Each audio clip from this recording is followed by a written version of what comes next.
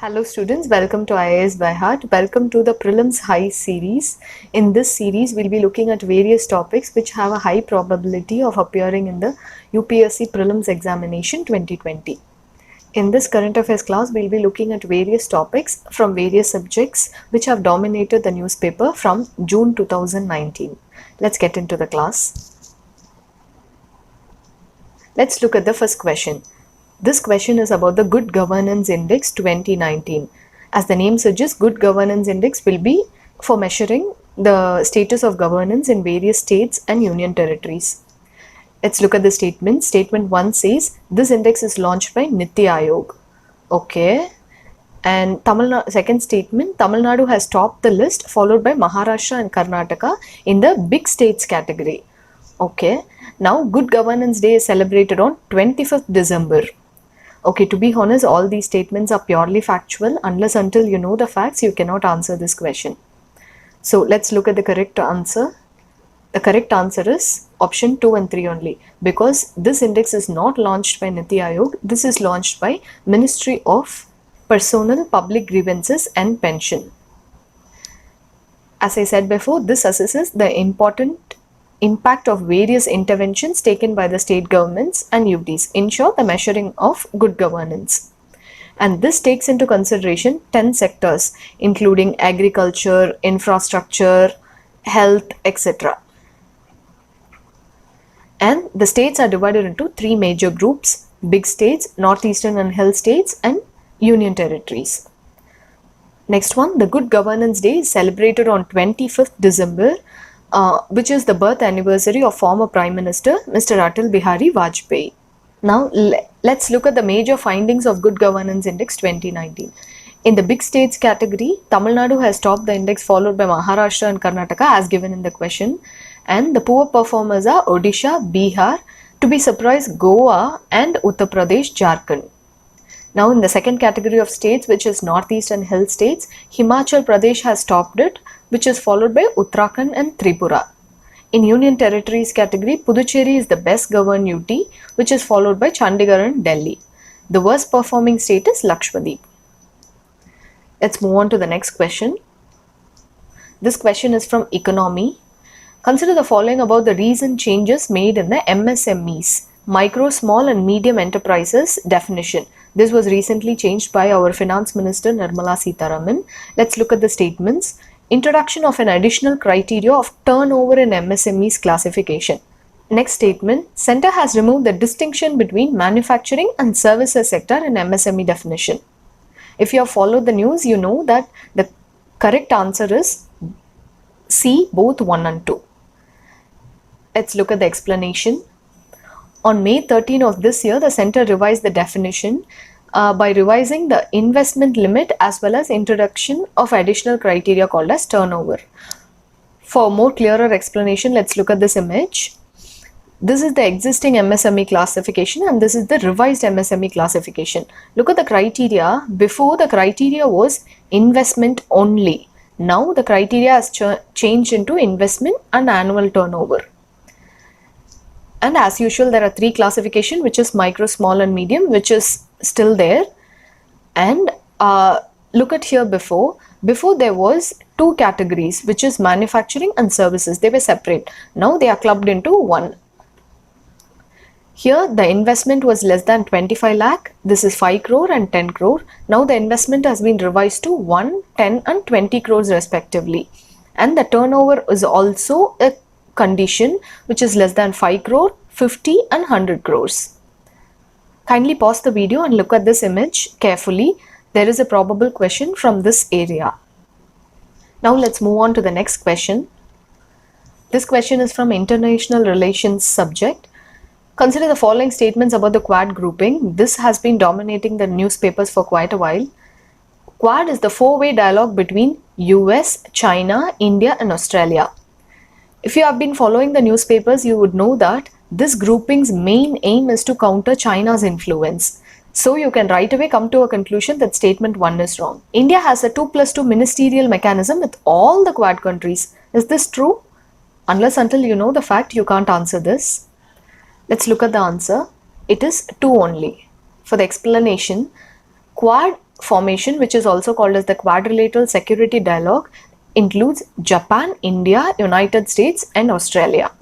This idea was first mooted by Shinzo Abe, who is the Prime Minister of Japan, in 2007. But unfortunately, the idea could not move ahead because Australia pulled out. And then this idea was revived again in 2017. This is viewed as a response to increased Chinese economic and military power which is happening in the Indo-Pacific region. These members share a vision of open and free Indo-Pacific. This 2+2 ministerial dialogue we have with United States, Australia, Japan. In this 2+2 ministerial dialogue, the foreign minister and the defense minister take part. I'll show you an image so that you can understand this Quad grouping even more. In this Indo-Pacific region, the major countries which are bordering this Indo-Pacific will be part of the Quad group. India, Australia, and America and Japan. This is mainly to counter the influence of China. Okay, let's move on to the next question. This question is from internal security subject. Consider the following statements about Operation Sunrise 2. This is a coordinated operation between the armies of India and Bangladesh. Okay. This operation targets the insurgent group's camp in northeast. The correct answer is 2 only, because this is an operation which is between the armies of India and Myanmar. The armies of India and Myanmar carried out a coordinated operation called as Operation Sunrise 2 in their respective border areas. The main areas are Manipur, Nagaland, Assam from Indian side because this is where the insurgent groups are highly prevalent. The first phase of Operation Sunrise happened in 2019 and in 2022 Operation Sunrise 2 is happening. These insurgent groups majorly oppose the Kaladan multimodal project which is between India and Myanmar. In this border between India and Myanmar, the insurgency operation and the Operation Sunrise 2 is happening. Let's move on to the next question. This is from environmental subject. Gogabeel Lake is an oxbow lake that is formed by the rivers of Mahananda and Kankar in the north and Ganga in the south and east. And the next statement says it has been declared as Jharkhand's first community reserve. Community reserve is a category of protected area which is introduced in the EPA Act of 1986. Okay. This was recently in the news, and if you had read it carefully, you know that this is in Bihar and not in Jharkhand. Therefore, by eliminating second option, you would know the correct answer is 1 only. Let's look at the explanation. Gogabeel is an oxbow lake. Let's revise this concept from geography. Oxbow Lake is formed when a meandering river is cut off from the main river. This happens when the deposits increase in this area and hence this is cut off from the main river.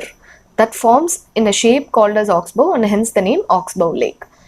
Now back to Gogabeel. Gogabeel is formed due to the flow of rivers Mahananda and Kankar in the north and Ganga in the southeast. This is the Gogabeel Lake and this is Mahananda River and this is Ganga River. This is in the state of Bihar. Let's look at the question one more time. Here it's given as it is Jharkhand's first community reserve, and in the first option it is given as Ganga is in the south and the east. By applying a little common sense, you know that Ganga doesn't flow till the south of Jharkhand. So you can very well make sure that either first option is correct or second option is correct. Let's dig deeper into this term community reserve.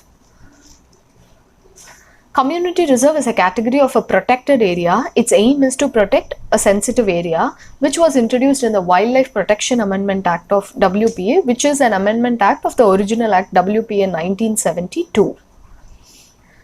This community reserve has people who are living inside. That is, it is an inhabited area which typically acts as a buffer zone or connector or migration corridor between established national parks, wildlife sanctuaries and protected forests of India. In this community reserve, there are even parts of land which are privately owned. Now coming to the other category which is called as conservation areas. These conservation areas are uninhibited. meaning there are no people living inside, and this is completely owned by the government of India. There is no role of private players in this areas. And one more fact, Meghalaya has the more number of community reserve and Jammu Kashmir has the most number of conservation reserves. Moving on to the next question from Science and Technology. Consider the following statements about Gemini device. Gemini is a portable receiver linked to ISRO satellites that warns farmers of possible locust attacks in this region. Next statement, it has been developed by INCOIS, an airport authority of India. If you had seen our locust attacks video, you would be able to know that there is no such kind of receiver that can warn about the locust attacks. So we can very well eliminate this option A, and let's look at option 2. This sounds sensible and hence it could be true. So option is 2 only. Let's look at the explanation. Union Minister of Earth Sciences recently launched the Gemini device, which is the Gargan-enabled mariner's instrument for navigation and information. So this is for fishermen, not for farmers. This device will help to provide information related to disaster warnings when fishermen move away from the coast beyond 10 to 12 kilometers. If they are moved from the coast from 10 to 12 kilometers, this will help them to issue warnings regarding cyclones, tsunamis, etc. This information is displayed in 9 regional languages. Let's look at this even more deeper. It is a soapbox sized device that is fitted to the fishing boats, and this will have a receiver, and the servers are located in Hyderabad, which is the headquarters of INCOIS. This will give information on various ocean parameters like the surface temperature, the currents, wind speeds and direction, etc. This will generate forecasts on a daily basis. Daily weather, disaster warning, cyclone, tsunami, etc. and even the potential fishing zones also. This forecast is transmitted to the Gemini device through the Gargan satellite. This satellite is linked to GSAT, G10, G15, etc. This Gemini device sends the information to a mobile application which will be downloaded by the fishermen through Bluetooth in all regional languages. Currently, it has only in 9 languages. This Gargan was developed by the Airport Authority of India. Moving on to the next question, which is from the social issues chapter. Let's look at the following statements about the ECHO network, which is seen in the news recently. This ECHO network provides a template for cross-disciplinary leadership, related to the Indian economy. This is collaborative effort of the Government of India, industry and academy. See, this statement looks harmless and maybe this statement is correct. It establishes a new platform with no such precedents anywhere in the world. This statement is kind of absolute. Let's look at the answer. Answer is 2 and 3 only, because ECHO network provides a template for cross-disciplinary leadership, but this is not related to the field of economy but related to the field of environment. This is a national program and it provides a template for cross-disciplinary leadership related to ecology and environment. So this has a specific focus on increasing the research, knowledge, awareness of ecology and environment. The main aim is to synthesize interdisciplinary concepts and tackle real-world problems in various sectors like medicine, agriculture, ecology, and technology. This helps to identify gaps in knowledge regarding the environment and then train the postdoctoral leaders in research, incorporating current public and private efforts. So this question has a high potential to appear in the prelims. Moving on to the next topic from art and culture, the Bodo language. I have asked this question because the Bodo Accord has been dominating the news for quite a while. Bodo language is one of the key thrust areas of the Bodo Accord, which was signed recently. Consider the following statements about Bodo language. The minimum you should know about this is spoken predominantly in the areas of Assam. The next statement, Bodo is listed in the 8th schedule of the constitution. It is written in at least 3 different scripts: Assamese or Bangla script, Devanagari script and Roman script. Let's look at the answer. Both the statements are correct. Some of the key facts regarding to this language: it has about 1.5 million speakers, and yes, it is listed in the 8th schedule of the constitution, which deals with languages. It is spoken in Assam, Arunachal Pradesh, Nagaland, Meghalaya and West Bengal. So it is not confined only to Assam. While Bodo is officially written in Devanagari script, the language has a history of writing in at least 3 different scripts, which is the Assamese or Bangla script, Roman script and also Devanagari script. This script was recognized by the government as the official script only in 1974. In the Bodo Accord, which was signed between the government of Assam, central government and various groups in Bodo area, what are the promises that are regarding the Bodo language? It was decided that this language shall be listed in the 8th schedule and this is the first tribal language. Even this can be asked in the prelims. This is the first tribal language to be included in the 8th schedule. In Assam, previously it enjoyed official associate language in only one district. Now the 2020 accord makes Bodo the associate official language throughout Assam. This new accord also promises to establish a separate directorate for Bodo medium schools, even a cultural complex cum center of excellence in Bodo Territorial Autonomous District, which has been renamed as Bodo Territorial Region in this accord for protection and promotion of this language. These Bodos are also given scheduled hill tribe status according to this Bodo accord. Moving on to the next, what is Nishta that is seen in news recently? Is it a Clean Ganga mission, a family planning awareness program, or teacher training program, or artificial intelligence research? Unless until you know the answer, you cannot touch this question. This is a teacher training program. Let's look into the details.